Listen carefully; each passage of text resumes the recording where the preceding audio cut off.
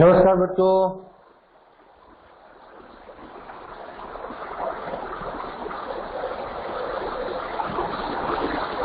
मेरी आवाज सुनाई दे रही है आपको?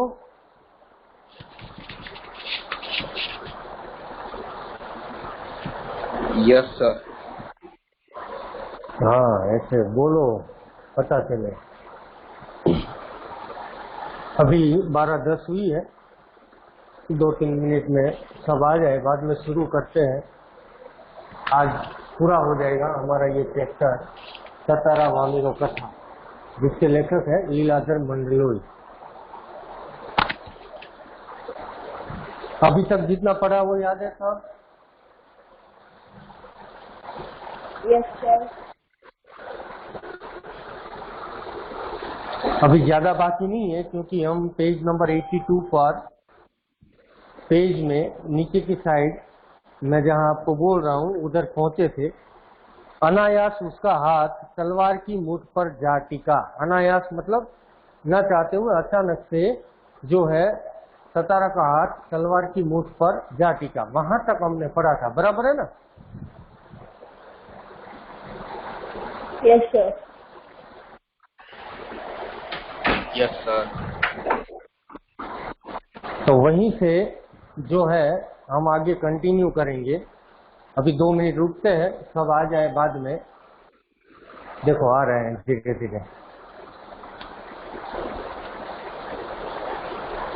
अभी आप 9 बच्चे हो, 10वां में।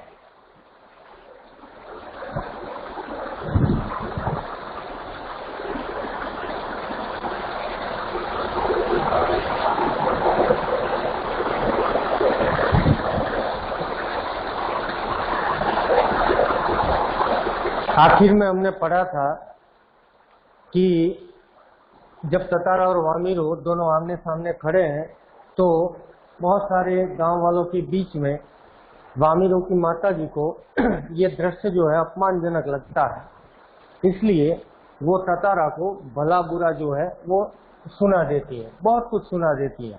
और ततारा को इस बात का दुख है कि ततारा की साइड मतलब उसके पक्ष में कोई नहीं है। सारे गांव वाले भी वामिरो की माता जी के पक्ष में है और ततारा को सुना रहे हैं। इससे ततारा जो है वो बड़ा गुस्से में आ गया है, उसे बड़ा गुस्सा आ रहा है। एक तो ये जो परंपरा है उस पर, और दूसरा कि उसके पक्ष में कोई नहीं है। तो इसी गुस्से को उतारने के लिए या तो इसी गुस्से को एक प्रकार से दबाने के लिए उसका हाथ जो है वो तलवार की मुठ पर जा टिकता है। अब वहीं से आगे आज ये चैप्टर पूरा हो जाएगा, बाद में प्रश्न उत्तरों की चर्चा करेंगे। बड़े आसान है, कहानी भी अच्छी है, याद रह जाएगी। क्रोध में उसने तलवार निकाली और कुछ विचार करता रहा। तलवार भी उसने गुस्से में निकाल दी। बाद में वो विचार कर रहा है कि अब क्या करूं, गुस्से को शांत करने के लिए क्या करूं। क्रोध लगातार अग्नि की तरफ बढ़ता रहा। जैसे अग्नि आग लगती है तो आग बढ़ती जा रही है, वैसे ही ततारा का गुस्सा जो है वो बढ़ता ही जा रहा है। अब उसको कैसे ठंडा करे, उसको कैसे कंट्रोल में करे, कैसे रोके, ये विचार जो है ततारा को आ रहा है। लोग सहम उठे हैं, मतलब लोग जो है वो तो बड़े डर गए हैं। एक सन्नाटा सा खींच गया है, क्योंकि तलवार जो है वो ततारा ने बाहर निकाली है। इसके कारण जितने भी लोग हैं वो चुप हो गए हैं। एकदम सन्नाटा जो है वहां पर छा गया है। जब कोई राह न सूझी, राह मतलब रास्ता, जब कोई रास्ता नहीं सूझा तो क्रोध का शमन करने के लिए, शमन करने के लिए मतलब क्रोध को ठंडा करने के लिए, क्रोध को दबाने के लिए, क्रोध को बुझाने के लिए। शमन मतलब दबाना, ठंडा कर देना, बुझा देना। क्रोध का शमन करने के लिए उसमें शक्ति भर उसे धरती में घोंप दिया और ताकत से उसे खींचने लगा। ततारा ने क्या किया, गुस्सा ठंडा करने के लिए जो लकड़ी की तलवार थी उसको ऐसे जमीन में घोंप दिया और बाद में ऐसे वो आगे आगे आगे आगे जमीन को काटते हुए, लकीर खींचते हुए वो आगे की ओर बढ़ता गया। वह पसीने से नहा उठा था क्योंकि गुस्से में भी था और तलवार से जमीन को काट भी रहा था, इसके कारण वो पसीने से लथपथ था। सब घबराए हुए थे क्योंकि ये पहली बार देखा ऐसा कि ततारा इतना गुस्से में था और तलवार का प्रयोग करते हुए भी पहली बार लोगों ने देखा, तो सब घबराए हुए थे। वह तलवार को अपनी तरफ खींचते खींचते दूर तक पहुंच गया। तलवार को ऐसे खींचते खींचते वो बड़ी दूर तक जो है वो लकीर खींचते हुए जमीन को काटते हुए पहुंच गया। वह हाँफ रहा था क्योंकि गुस्से में भी था और मेहनत से, बड़ी ताकत से वो जमीन को चीरता हुआ आगे बढ़ रहा था, इसलिए वो हाँफ रहा था। अचानक जहां तक लकीर खींच गई थी वहां एक दरार होने लगी। जहां ततारा ने जो है तलवार से जो लकीर खींची थी वहां अचानक क्या होने लगा, दरार होने लगी। जमीन जो है वो फटने लगी। दो द्वीप जो है अंडमान और निकोबार अलग होने लगे, मानो धरती दो टुकड़ों में बंटने लगी है। धरती जो है, जमीन जो है वो दो टुकड़ों में बंटने लगी, दो हिस्से होने लगी, क्योंकि तलवार से ततारा ने बड़े गुस्से में जमीन को काट दिया। मानो धरती दो टुकड़ों में बंटने लगी। एक गड़गड़ाहट सी गूंजने लगी और लकीर की सीध में धरती फटती जा रही थी। गड़गड़ाहट किस बात की है? धरती फटने की। जो धरती फट रही है उसकी आवाज आ रही है बड़ी जोरों शोरों से, गड़गड़ाहट की, और धीरे धीरे जहां जहां वो लकीर खींचता जा रहा है वहां वहां धरती जो है दो टुकड़ों में बंटती जा रही है, फटती जा रही है। द्वीप के अंतिम सिरे तक ततारा धरती को मानो क्रोध में काटता जा रहा था। द्वीप जहां खत्म होता है, बाद में समुद्र जो है वो शुरू होता है, वहां तक ततारा ने तलवार से जमीन को जो है, द्वीप को जो है काट दिया। सभी व्याकुल हो उठे, सबके सब भय में व्याकुल है, मतलब परेशान है, डर के मारे, क्योंकि ये अपनी नजरों के सामने पहली बार देखा कि ऐसे जमीन जो है, धरती जो है वो फटती जा रही है। लोगों ने ऐसे दृश्य की कल्पना न की थी, वे सिहर उठे मतलब कांप उठे। सिहरना मतलब कांपना। लोग जो है वो डर के मारे कांपने लगे, क्योंकि ऐसा भयानक दृश्य जो है लोगों ने पहली बार देखा था। अपने सामने ततारा धरती काटता जा रहा था और धरती के दो टुकड़े, दो भाग जो है वो होते जा रहे थे। उधर वामीरो फटती हुई धरती के किनारे चीखती हुई दौड़ रही थी, ततारा ततारा ततारा। उसकी ये करुण जो चीख है वो मानो गड़गड़ाहट में डूब गई। वो ततारा के पीछे पीछे दौड़ती हुई ततारा ततारा ततारा चिल्ला रही है, लेकिन जो धरती फटने की जो आवाज है, जो गड़गड़ाहट है, उसमें वो आवाज ततारा के कानों तक नहीं पहुंच रही थी। ततारा दुर्भाग्यवश दूसरी तरफ था, जो दो हिस्से बटे जमीन के, उसमें ततारा जो है वो दूसरे हिस्से में था, दूसरे सिरे में। एक तरफ वामियो, एक तरफ ततारा। द्वीप के अंतिम सिरे तक धरती को चाकता वह जैसे ही अंतिम छोर पर पहुंचा, द्वीप दो टुकड़ों में विभक्त हो चुका था। चाकता मतलब ऐसे काटता हुआ वो अंतिम छोर तक, द्वीप के अंतिम छोर तक, एंड तक पहुंचा। तब तक तो दोनों द्वीप जो है, अंडमान और निकोबार, दोनों अलग हो चुके थे, दोनों दो टुकड़ों में बंट चुके थे। विभक्त होना मतलब अलग होना, अलग हो चुके थे। एक तरफ ततारा था, दूसरी तरफ वामीरो। एक हिस्से में वामीरो और लोग थे और दूसरे हिस्से में अकेला ततारा। ततारा को जैसे ही होश आया, उसने देखा उसकी तरफ का द्वीप समुद्र में धंसने लगा है। जिस तरफ ततारा था उस तरफ का छोर जो है वो समुद्र के पानी में डूब रहा है। वह छटपटाने लगा। उसने छलांग लगाकर दूसरा सिरा थामना चाहा, किंतु पकड़ ढीली पड़ गई। वो जैसे ही होश में आया, उसने देखा कि ये छोर तो जो है पानी में डूब रहा है। उसने बड़ी ताकत के साथ, जहां वामीरो और दूसरे लोग हैं उस तरफ, उस किनारे आने की कोशिश की। उसने छलांग लगाकर दूसरे द्वीप को जो है पकड़ने की कोशिश की, लेकिन पकड़ जो है वो ढीली पड़ गई।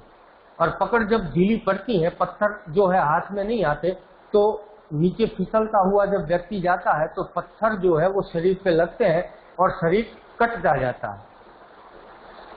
वह नीचे की तरफ फिसलने लगा पकड़ ढीली पड़ गई, इसलिए ततारा जो है नीचे की ओर फिसलने लगा। वह लगातार समुद्र की सतह की तरफ फिसल रहा था, मतलब पानी की ओर जा रहा था, फिसल रहा था। उसके मुंह से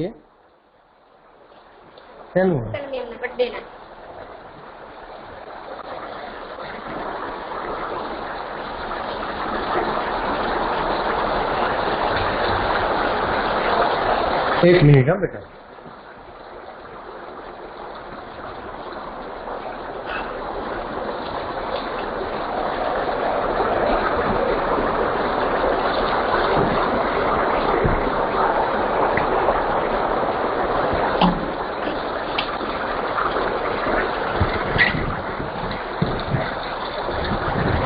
समझ में आ रहा है ना मैं जो समझा रहा हूँ? Yes Yes, sir. sir.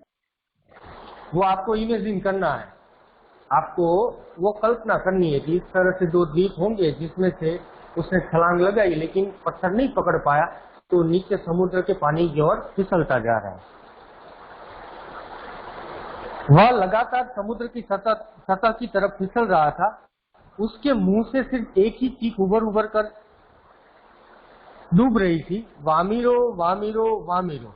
उधर वामिरो भी ततारा ततारा ततारा पुकार रही थी, यानी दोनों एक दूसरे के नाम ले रहे हैं। ततारा जो है वो वामिरो को पुकार रहा है, वामिरो जो है वो ततारा को पुकार रही है, लेकिन कोई जो है वहां बचाने की हिम्मत नहीं कर रहा है। ततारा जो है द्वीप के छोर पे नीचे फिसलता जा रहा है। ततारा लहूलुहान हो चुका था। क्यों? क्योंकि फिसल रहा था, जैसे मैंने बताया, कोई भी पत्थरों पे फिसल रहा है तो पत्थर के कोने जो है लगते हैं शरीर पे तो खून निकलता है। ऐसे ही ततारा जो है वो लहूलुहान हो चुका था। वह अचेत होने लगा, अचेत मतलब बेहोश होने लगा, क्योंकि खून बह रहा था।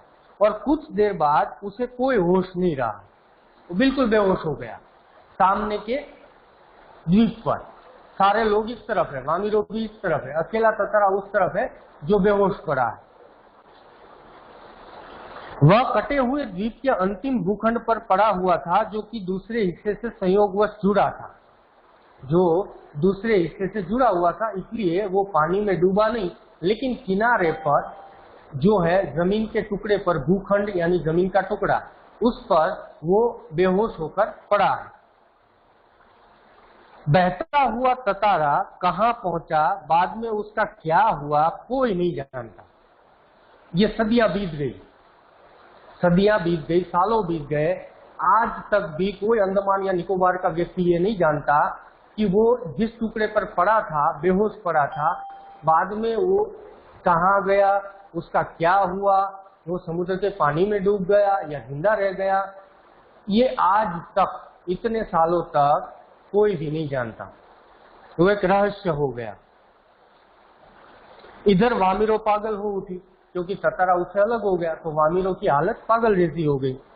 वह हर समय ततारा को खोजती हुई, मतलब ढूंढती हुई, उसी जगह पर पहुंचती और घंटों बैठी रहती। जहां ततारा बेहोश पड़ा था वो उस जगह पर पहुंचती थी, रोज उसका इंतजार करती कि ये ततारा उसे मिल जाए, लेकिन ततारा के कोई समाचार नहीं है। उसने खाना पीना छोड़ दिया, ततारा के वियोग में, उससे अलग होने के दुख में वामिरो ने जो है खाना पीना भी छोड़ दिया। वो सिर्फ ततारा की याद में है, रोज उधर जाके बैठती है, घंटों तक बैठती रहती है, और फिर जो है वो ततारा उसे मिलता नहीं है, ततारा के कोई समाचार मिलते नहीं है। उसकी हालत जो है वो पागल जैसी हो गई है। परिवार से वह एक तरह विलग हो गई है, मतलब परिवार से तो विलग मतलब अलग, परिवार से तो बिल्कुल वो अलग ही हो गई है। परिवार वाले उसे समझाते हैं, खाना देते हैं, वो खाती नहीं है, और पूरे दिन जो है उधर उसका इंतजार, ततारा का इंतजार करती रहती है। लोगों ने उसे ढूंढने की बहुत कोशिश की, किंतु कोई सुराग न मिल सका। देखो अब क्या हुआ, एक दिन ऐसा हुआ कि लोग और वामिरो के घर वाले सब वामिरो को ढूंढने के लिए गए उस जगह पर, लेकिन वामिरो का भी कोई पता नहीं चला, ना वो समुद्र में से मिली, वो कहाँ गई, उसका क्या हुआ, वो भी आज तक एक रहस्य है। वामिरो भी नहीं मिली, ना ततारा मिला, ना उनकी डेड बॉडी, उनकी लाश मिली, कुछ भी नहीं। आज इतने साल हो गए, ना ततारा मिला है न वामिरो, यही उनका सच्चा प्रेम है। आज न ततारा है न वामिरो, किंतु उनकी यह प्रेम कथा घर घर में सुनाई जाती है। अंडमान और निकोबार में आज भी हर एक घर में, छोटे बच्चे से लेकर बूढ़े तक, हर एक व्यक्ति इस प्रेम कहानी को, इस सत्य घटना को जानते हैं, सुनाते हैं। लेकिन आज ना ततारा है ना वामिरो, ना उसकी कोई खबर। निकोबारियों का मत है, मतलब वो मानते हैं कि ततारा की तलवार से कार निकोबार के जो टुकड़े हुए उसमें दूसरा लिटिल अंडमान है, जो कार निकोबार से आज 96 किमी दूर है, मतलब 96 किलोमीटर, 96 किलोमीटर दूर है। यानी आज जो अंडमान और निकोबार के दोनों द्वीप के बीच में जो डिस्टेंस है 96 किलोमीटर का, वो उसी के कारण, ततारा और वामिरो के कारण हुआ था। निकोबारी इस घटना के बाद दूसरे गांव में भी आपसी वैवाहिक संबंध करने लगे। देखो, उन्होंने जो परंपरा थी, उनके रीति रिवाज थे, वो तोड़ दिए कि अब से कोई भी लड़का या लड़की दूसरे गांव में दूसरे लड़के या लड़की से शादी कर सकते हैं। ततारा वामिरो की त्यागमयी मृत्यु शायद इसी सुखद परिवर्तन के लिए थी। देखो, ततारा और वामिरो ने तो अपनी जान दे दी, अपना भोग चढ़ा दिया प्रेम के खातिर, लेकिन उनके जाने के बाद आज दूसरे युवा जो हैं, लड़के और लड़कियां, वो आज दूसरे गांव के लड़के और लड़कियों से शादी कर सकते हैं। ये एक सुखद अंत आया, पूरी स्टोरी का एक सुखद अंत आया कि अच्छा हुआ कि दूसरी पीढ़ियां हैं उनके बाद की, जो दूसरे लड़के लड़कियां हैं, वो दूसरे गांव के लड़के और लड़कियों से शादी कर सकते हैं। ये एक सुखद अंत जो है इस कहानी का आया। आ गई ये पूरी स्टोरी समझ में आपको? Sir last second paragraph explain करो ना। Yes sir.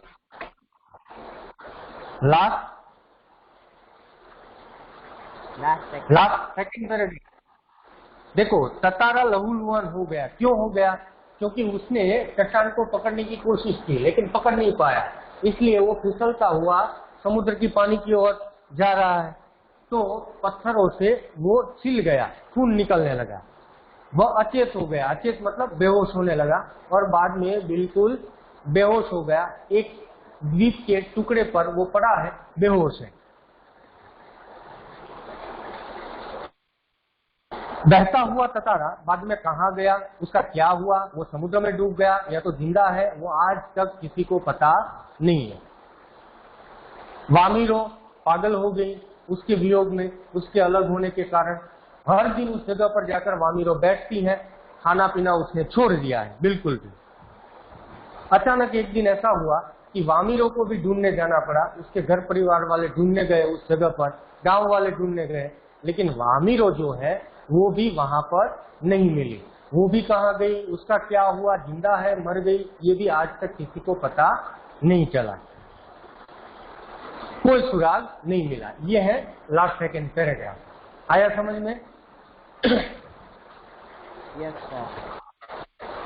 तो ये जो प्रेम कहानी है, जैसे मैंने आपको कहा था कि बहुत सारी प्रेम कहानियां हैं, रोमियो जूलियट है, हीर रांझा है, सोनी महिवाल है, ये ततारा वामिरो है, और ऐसी बहुत सारी कहानियां होंगी, प्रेम कहानियां, जिसमें हर एक प्रेमी ने अपना भोग दिया है, अपनी मृत्यु को पाया है, क्योंकि इस समाज ने, इस रीति रिवाज ने, इस परंपरा ने उनको साथ नहीं देखा, उनको शादी नहीं करने दी, उनको हमेशा अलग किया।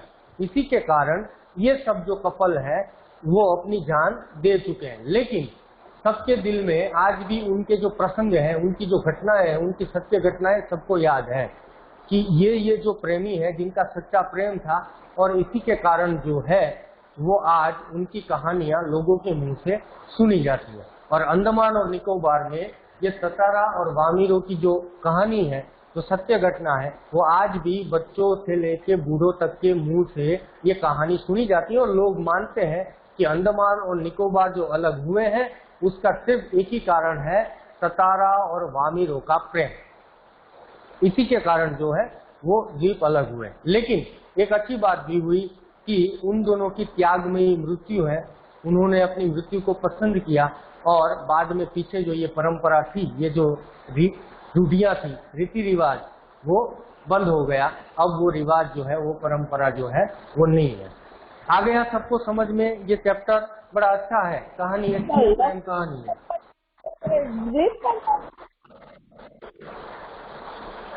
क्या बेटा आयुषी, तेरी आवाज जो है ना वो मुझे भी क्या किसी को सुनाई नहीं देगी, क्योंकि तू जो बोल रही है उसकी आवाज यहाँ तक पहुंच ही नहीं पाती है। क्या पूछना? लकड़ी की का पूरा द्वीप काट डाला। हाँ देखो, इसी आपके मन में ये सवाल पैदा होता है कि लकड़ी की तलवार से पूरा द्वीप कैसे काट दिया। तो आपको चैप्टर के अंदर ये समझना चाहिए कि अंडमान और निकोबार के लोग जो है वो ये मानते थे कि ततारा जो है उसकी तलवार में लकड़ी की है, लकड़ी की होने के बावजूद भी उसमें दैवीय शक्ति है, मतलब वो लकड़ी की तलवार से कुछ भी कर सकता है। तो उसने ये दोनों द्वीप जो है वो गुस्से में, हाँ, देवीय शक्ति की क्या होती है, अगर आपके ऊपर भगवान जो है, देवी देवता जो है उनका पूरा आशीर्वाद है तो फिर आप कुछ भी कर सकते हो। तो उसने गुस्सा ठंडा करने के लिए किसी लोगों को मारा नहीं, किसी की हत्या नहीं की, उसने अपने गुस्से को ठंडा करने के लिए क्या किया, जमीन में वो तलवार को घोंप दिया और बाद में उससे उस जमीन को उसने काट डाला ताकि उसका गुस्सा जो है वो ठंडा हो जाए। तो वो तलवार में ताकत थी।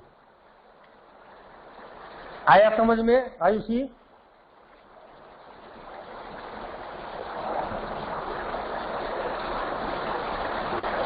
आया ना?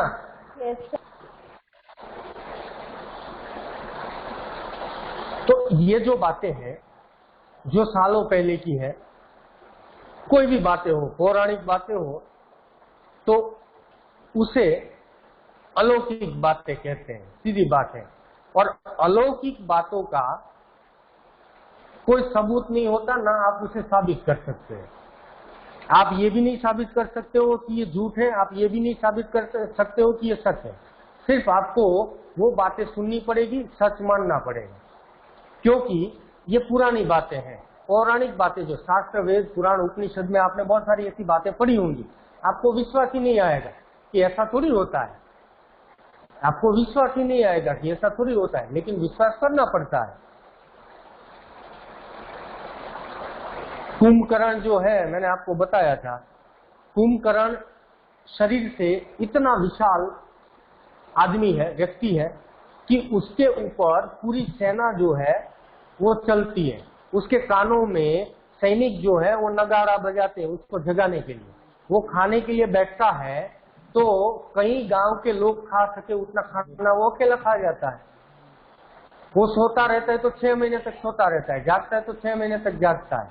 बड़ा बलशाली है, ताकतवर है। युद्ध में वो लेट के, जमीन पे लेट के ऐसे अपने शरीर को रोल करता है। बेटा अपना माइक बंद करो, जिसका भी माइक ऑन है वो माइक बंद कर दो पहले।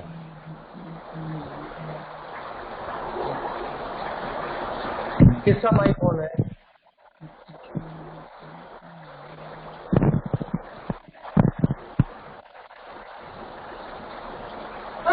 किसका माइक ऑन?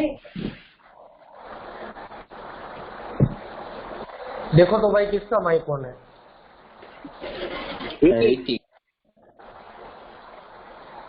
जिसका भी माइक ऑन है बंद कर दो बेटा, बीच में डिस्टर्ब ना हो। तो मैं यही आपको कह रहा हूँ कि आपने सीरियलों में, फिल्मों में, चित्रों में देखा होगा कि कुंभकर्ण जो है लेट जाता है, लेटने के बाद अपने शरीर को रोल करता है, गोल गोल घुमाता है, तो हजारों की सेना उसके शरीर के नीचे दब के मर जाती है। तो इतना बड़ा शरीर कुंभकर्ण का था, आप सोचो। उसके कानों में बैठ के बहुत सारे सैनिक ढोल नगाड़ा बजाते थे उसको जगाने के लिए। उसके शरीर पे रावण के ऑर्डर से, उसके भाई के ऑर्डर से, आदेश से उसके शरीर पर हाथी घोड़े चलाए जाते थे उसको जगाने के लिए, फिर भी नहीं जागता।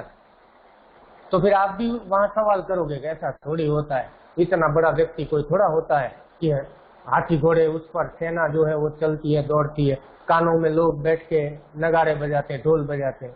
तो ये मानना पड़ेगा, क्योंकि इसका सच करने के लिए आप 10,000 साल पहले जा नहीं सकते इसका सबूत लेने के लिए। तो जो बातें हैं, जो वेद शास्त्र पुराण उपनिषद में है, वो अलौकिक बातें हैं, उसको मान लेना है। जो मैं कह रहा हूं वो समझ में आया आपको?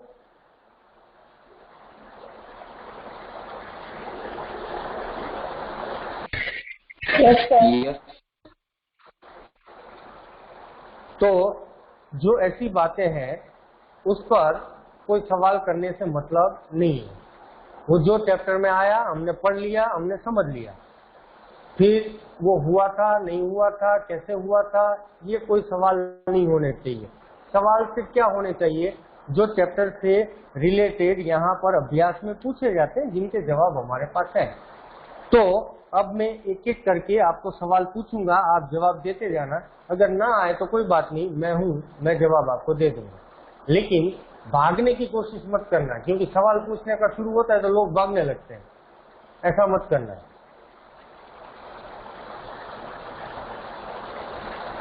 चलो सबसे पहले मौखिक से शुरुआत करते हैं। सबसे पहला सवाल है, ततारा वामिरो कहाँ की कथा है?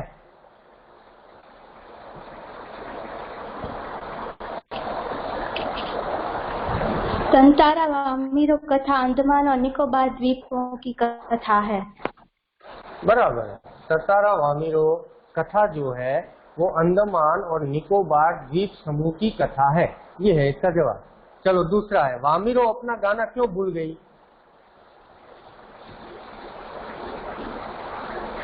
वामिरो अपना वन बाय गाना वन। इसलिए भूल गई क्योंकि समुद्र की एक लहर ने उसे खा दिया। बराबर है। इसका जवाब ये है कि वामिरो अपना गाना इसलिए भूल गई क्योंकि वो जब अपने मधुर कंठ से गाना गा रही थी, उसी समय समुद्र की एक ऊंची लहर उठी और उस लहर ने वामिरो को भिगो दिया, इसलिए हड़बड़ाहट में वो गाना भूल गई। ये है इसका जवाब। तीसरा है, ततारा ने वामिरो से क्या याचना की? ततारा ने वामिरो से याचना की कि कल और अगले दिन वो उसी स्थल पर उससे मिलने आए। ततारा ने वामिरो से याचना मतलब प्रार्थना, ये प्रार्थना की कि तुम जो है ये गाना अधूरा क्यों छोड़ दिया, वो पूरा करो। और प्रार्थना ये भी की कि कल इसी समय इसी चट्टान पर तुम मुझे जरूर मिलने के लिए आना। चौथा है, ततारा और वामिरो के गांव की क्या रीति थी? रीति मतलब रीति रिवाज, परंपरा।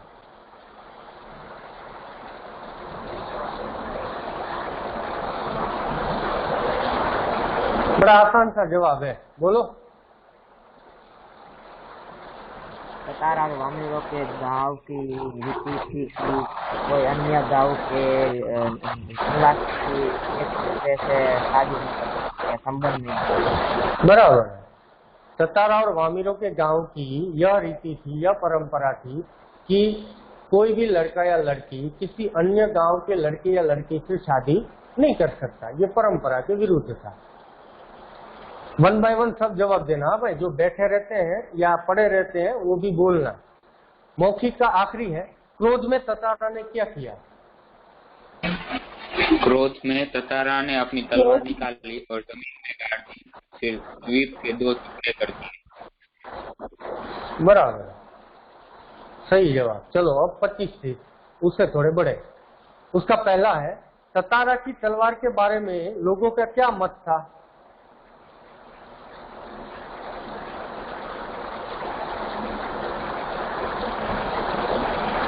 ततारा की तलवार लकड़ी की थी, वह हमेशा उसे अपनी कमर पर बांध के रखता था, वो किसी के सामने उसका प्रयोग नहीं करता था। लोगों का मानना था कि उसमें अद्भुत दैवीय शक्ति है। बराबर है, वेरी गुड, परफेक्ट जवाब है। चलो दूसरा, वामिरो ने ततारा को बेरुखी से क्या जवाब दिया?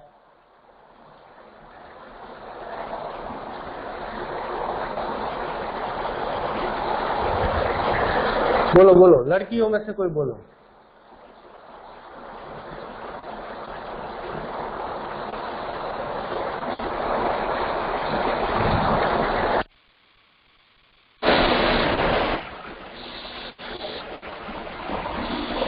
सर स्क्रीन ब्लर होगी।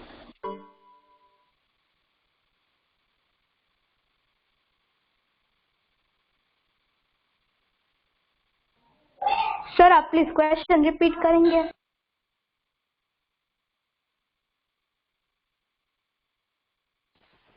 सर का फोन आया है।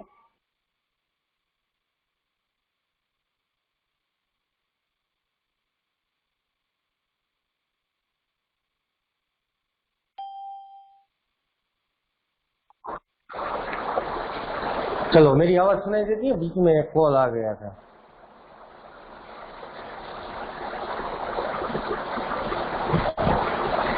मैंने सवाल पूछा, वामीरों ने ततारा को बेरुखी से क्या जवाब दिया?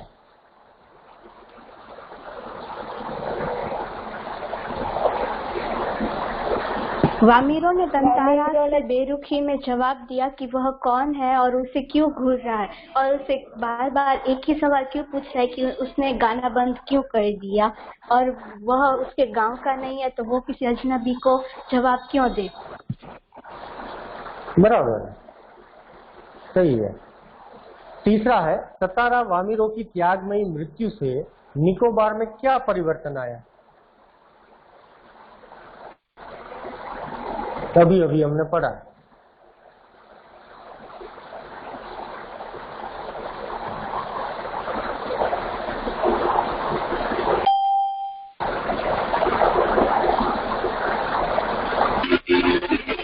ततारा और वामीरों के त्यागी मृत्यु की घटना के बाद निकोबारी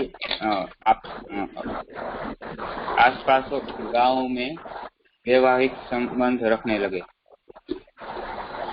बराबर, इसका जवाब आपको इस तरह से देना है कि ततारा और वामीरों की त्यागमयी मृत्यु से निकोबार में यह परिवर्तन आया कि जो उनकी रीति थी, परंपरा थी कि एक दूसरे गांव के लड़के और लड़कियां आपस में शादी नहीं कर सकते, ये ततारा और वामीरों की त्यागमयी मृत्यु के बाद अब वो परंपरा जो है वो नष्ट हो चुकी है, पूरी हो चुकी है, खत्म हो चुकी है। अब एक दूसरे गांव के लड़के और लड़कियां आपस में वैवाहिक संबंध जो है वो कर सकते हैं। ये है इसका जवाब। चौथा है, निकोबार के लोग ततारा को क्यों पसंद करते थे? निकोबार के लोग ततारा को इसलिए पसंद करते थे क्योंकि वे मददगार था और उसका बहुत ही अच्छा था और वे सभी लोगों को अपना भाई समझते। बराबर है, निकोबार के लोग तंतारा एक मददगार और शक्तिशाली युवक था जिसका सब आदर करते थे क्योंकि वह सदैव दूसरों की मदद करता था। इसलिए वो सिर्फ अपने द्वीपवासियों के ही नहीं परंतु आसपास के सभी द्वीपवासियों की सहायता करता था, इसलिए सब उसे बहुत मानते थे और उसकी तलवार के कारण भी वह बहुत जाना जाता था। बराबर। चलो, अब 50-60 है, इससे भी थोड़े बड़े। उसमें पहला है, निकोबार द्वीप समूह के विभक्त होने के बारे में निकोबारियों का क्या विश्वास है? तो इसमें तो पूरी कहानी आ गई, इसके जवाब में तो पूरी कहानी आ गई। तो आपको उस कहानी को एक शॉर्ट में बना लेना है कि भाई निकोबारी लोग जो है वो ये अंडमान और निकोबार कैसे अलग हुआ, क्यों अलग हुआ, इसके पीछे कारण क्या है, किस समय हुआ, ये सारी चीजें जो है वो आपको मेन पॉइंट है वो लिखना है, क्योंकि इस सवाल का जवाब पूरी स्टोरी है। इस सवाल का जवाब जो है ये पूरी स्टोरी है, तो पूरी स्टोरी तो आपको लिखनी नहीं है, तो जो मेन उससे रिलेटेड है वही आपको इसके अंदर लिखना है। इसके बाद का दूसरा है, ततारा खूब परिश्रम करने के बाद कहाँ गया और वहां के प्राकृतिक सौंदर्य का वर्णन अपने शब्दों में कीजिए। चलो, इसका जवाब दो, बड़ा आसान है। ततारा परिश्रम करने के बाद समुद्र के किनारे टहलने गया। वहाँ का वातावरण बहुत सुंदर था और सूरज की आखिरी किरणें पानी से टकराकर खूबसूरत रंगों में बिखर रही थी, ठंडी हवाएं आ रही थी और समुद्र का पानी उनकी कानों में गानों ततारा के कानों में गानों के जैसे गूंज रहा। बराबर, एक चीज भूल गया तू, शाम का समय था, संध्या का समय, इसलिए चिड़ियों की आवाज जो है चहचहाने की, हाँ, वो पक्षियों की चहचहाट जो है वो भी सुनाई देती थी। सारी चीजें जो उसमें पाठ में वही लिखनी है कि सूर्य जो है वो समुद्र के देह पर डूबने की तैयारी में था, उसकी रंग बिरंगी किरणें जो है चारों ओर फैली हुई थी, समुद्र की लहरों से ठंडी ठंडी बयारें आ रही थी। समुद्र की बालू जो है वो आपको भी मालूम है कि वो गीली होती है, इसके कारण समुद्री बालू पर चलने का मजा, बैठने का मजा अलग है। चिड़िया की चहचहाहट जो है पक्षियों की वो भी सुनाई देती थी। वो सारी चीजें जो उस समय वर्णन हुआ था समुद्री तट पर जब वो टहलने के लिए निकला, वो सारी चीजें आपको इसके अंदर लिखनी है। तीसरा है, वामिरों से मिलने के बाद ततारा के जीवन में क्या परिवर्तन आया।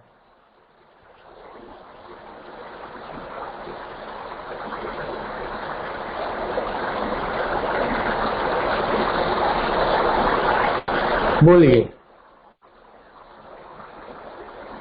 जिन्होंने बोला वो भी आराम करो, अब दूसरे को मौका दो। वामिरों से मिलने के बाद ततारा के बोलो।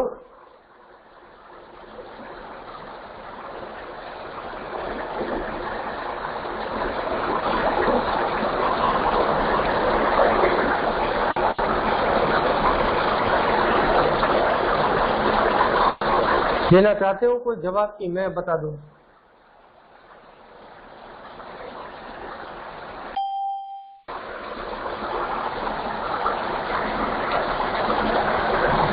चलो मैं बता देता हूँ, आप तो हाँ भी ना भी नहीं बोल रहे हो। सवाल ये है कि वामिरों से मिलने के बाद ततारा के जीवन में क्या क्या परिवर्तन आया, मतलब क्या परिवर्तन आया। तो वामिरों से मिलने के बाद ततारा के जीवन में यह परिवर्तन आया कि वो जो एक सुंदर और शक्तिशाली युवक था उसकी जगह अभी एकदम भोला, शांत और एकदम व्याकुल है। जो जिसके मन में सिर्फ एक ही विचार चल रहा है वो है वामिरो, जो उसे हर जगह दिख रही है। वो घर गया, घर जाके भी वो व्याकुल है, परेशान है। वो दूसरे दिन का इंतजार कर रहा है। रात जो है वो बीते नहीं बीतती, दिन जो है वो बीते नहीं कटता। और वो उससे मिलने की इच्छा में वो समुद्र किनारे संध्या होने से पहले, शाम के समय से पहले वहां जाकर उसके इंतजार में बैठ जाता है। और उसके मन में सिर्फ एक ही आशा है और एक डर भी है कि वो आएगी या नहीं। तो ततारा जो है वो सिर्फ और सिर्फ वामिरों के विचारों में डूबा हुआ ही रहता है। ये उसके जीवन में जो है वो परिवर्तन आया है। इसके बाद का सवाल है, प्राचीन काल में मनोरंजन और शक्ति प्रदर्शन के लिए किस प्रकार के आयोजन किए जाते।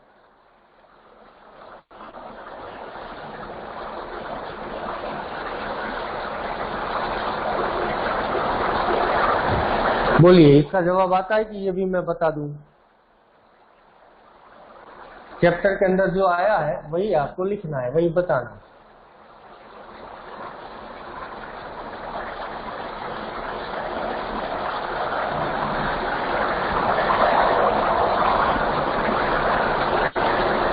बता सकते हो कोई?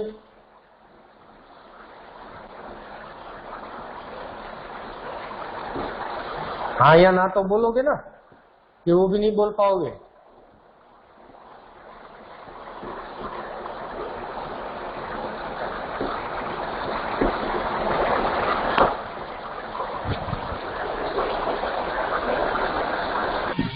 नो सर, आप ही बताओ। देखो, मैं खड़ा होकर इधर पहुंचा तब बोल रहे हो आप, तब तक तो आप ये भी नहीं कह पा रहे हो कि नहीं सर आप बता दो। चलो मैं बता देता हूँ। प्राचीन काल में मनोरंजन और शक्ति प्रदर्शन के लिए किस प्रकार के आयोजन किए जाते हैं, उसका जवाब ये है कि प्राचीन काल में मनोरंजन और शक्ति प्रदर्शन के लिए, जैसे हमने ततारा वामिरो कथा पाठ के अंदर पढ़ा कि ततारा के गांव पासा के अंदर हर साल पशु पर्व का आयोजन किया जाता है, जिसमें जो हट्टे कट्टे पशु हैं उनका भी प्रदर्शन होता है और जो वो पशु है उनसे युवकों की लड़ाई, शक्ति प्रदर्शन का आयोजन किया जाता है। वहां पर संगीत, नृत्य वगैरह का आयोजन किया जाता है, जिसमें लोग जो है मनोरंजन करते हैं। आजू बाजू के गांव के लोग वहां पर जमा होते हैं, इकट्ठे होते हैं, मनोरंजन करते हैं। बाद में जो है वहां पर सभी एक साथ भोजन करके बाद में अपने अपने गांव की ओर लौट जाते हैं। ऐसा जो है आयोजन प्राचीन काल से, ये जो आयोजन है पशु पर्व का, वो इस तरह से किया जाता है। जो जो उसके अंदर आया है वही आपको लिखना है और नया कुछ इसमें ऐड करना नहीं है। यही है इसका जवाब। अब आखिरी सवाल ये जो है 5वां, वो थोड़ा अटपटा सवाल है और ये सवाल ऐसा है कि बोर्ड की एग्जाम में पिछले 10 साल में से 8 बार पूछा गया है, 8 साल पूछा गया है। यानी ये सवाल जो है उसके आने के चांसेस 99% है। 4 मार्क में ये जो है सवाल पूछा जाता है। आप इसका जवाब देना, अगर नहीं आता तो मैं हूं, चिंता मत करो, ट्राई करना। रूढ़ियां जब बंधन बन बोझ बनने लगे तब उनका टूट जाना ही अच्छा है। क्यों? स्पष्ट कीजिए। रूढ़ियां मतलब रीति रिवाज, परंपराएं।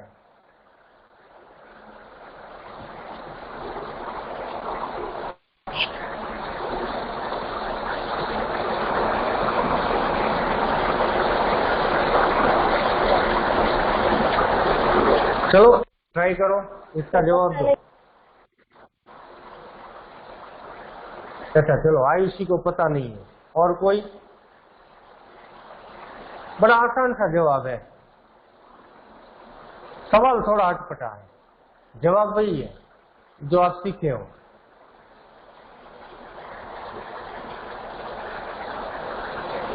दे सकते हो कोई इसका जवाब कि मैं बता दूं? सर आप ही बता दो ना, किसी को नहीं पता, पता होता तो बोल लेता। बराबर है। अच्छा है, तू इतना तो बोलती है, वो तो इतना भी नहीं बोल पा रहे हैं। हाँ या ना में भी जवाब नहीं दे पा रहे हैं। मुझे लगता है 1 बजने आया है तो भूख लगी होगी, इसलिए। चलो मैं बता देता हूँ। इसमें 2 सवाल है। एक पूरा वाक्य है कि रूढ़ियां जब बंधन बन बोझ बनने लगे तब उनका टूट जाना ही अच्छा है। तो इसके ऊपर आपको सबसे पहले आपके विचार रखने हैं। तो विचार में आपको यही कहना है, यही लिखना है कि हाँ, जवाब इसका हाँ है कि रूढ़ियां मतलब मैंने आपको बता दिया, रीति रिवाज परंपराएं जब बंधन बन जाती है। बंधन मतलब आपको एक बंधन में बांध देती है कि आप इतना ही कर सकते हो, इसके अलावा कुछ नहीं।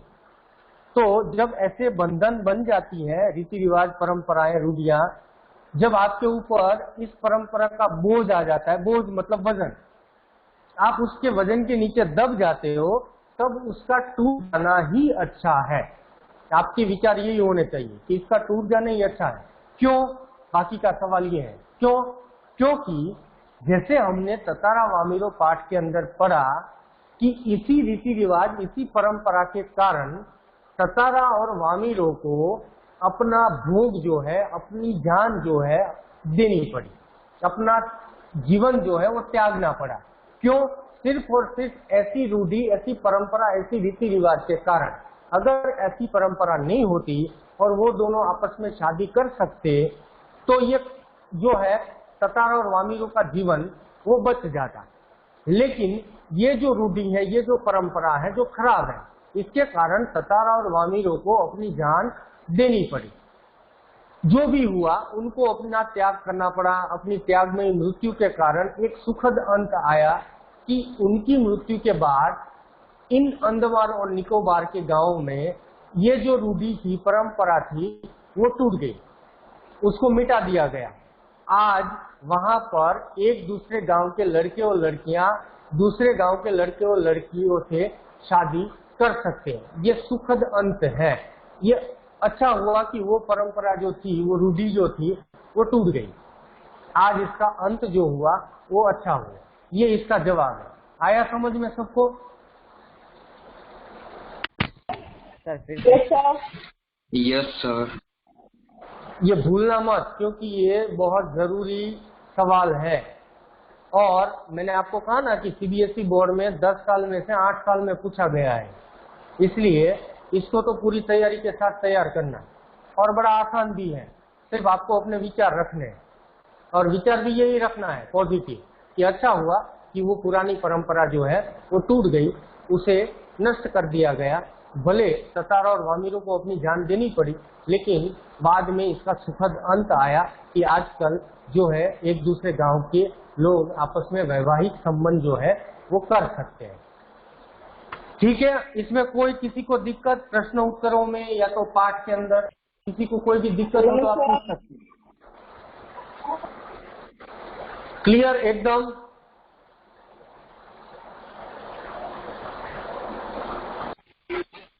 Yes sir. Yes sir. तो आज का जो होमवर्क है वो यही है कि जो बचे हुए क्वेश्चन आंसर है मौखिक के 25-30 के 50-60 के, वही आपका होमवर्क है, वो आपको फेयर बुक के अंदर लिखने हैं बड़े आराम से अच्छे अक्षरों में बिना गलतियां किए। ठीक है, तो अब नया चैप्टर जो है कल के लेक्चर में हम शुरू करेंगे। चलो बच्चों, टाइम हो चुका है, धन्यवाद।